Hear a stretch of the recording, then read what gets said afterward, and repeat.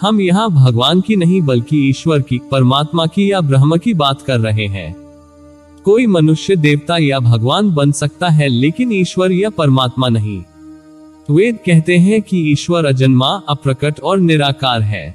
वही है अनंत, जो अंतरिक्ष में अरबों योजन दूर सत्यलोक में रहकर भी सर्वत्र व्याप्त है, जैसे सूर्य का प्रकाश। आओ इस रहस्य को सरल भाषा में समझते हैं। इसे समझने के लिए आपको पहले बेसिक 5 पॉइंट को समझना होगा, फिर आपको ईश्वर के स्थान का ज्ञान होगा।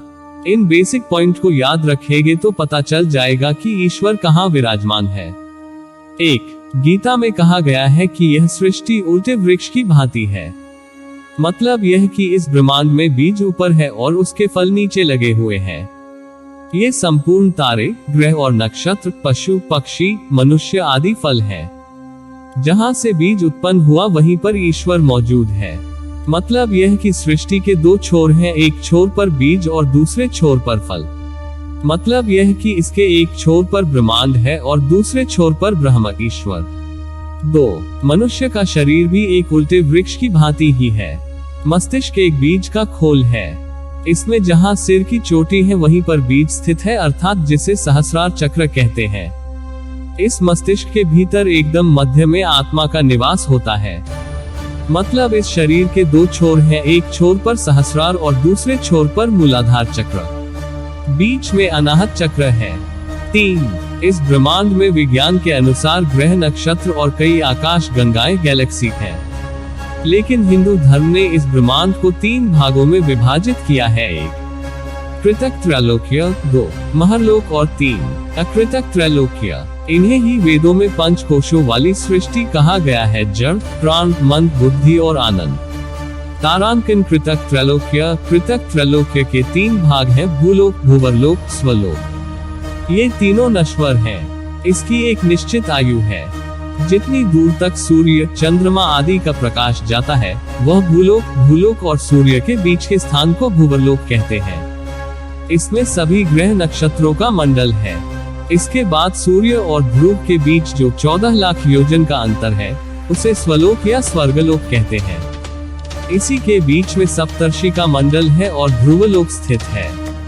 महरलोक कृतक त्रैलोक्य में स्थित ध्रुवलोक से 1 करोड़ योजन ऊपर महरलोक है।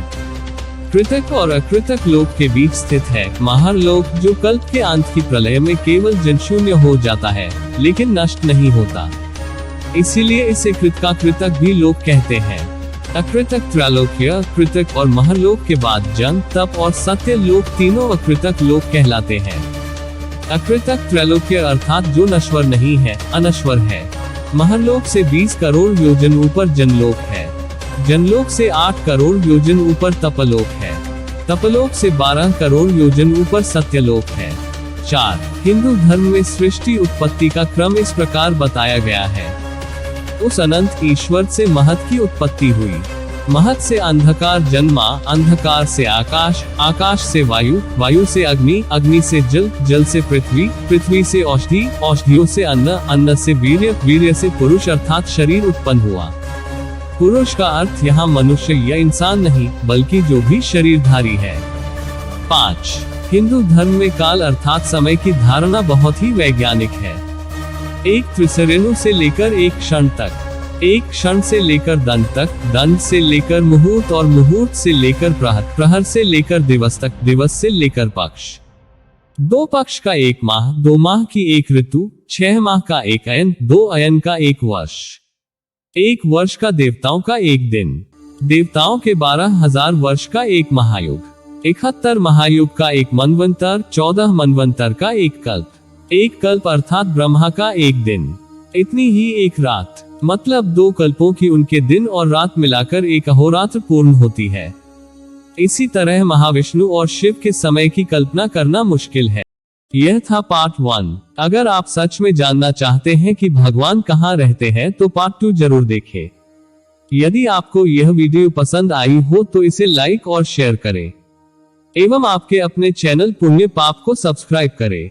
हम आपके बीच और भी धार्मिक वीडियो के साथ प्रस्तुत होंगे। जय श्री राम।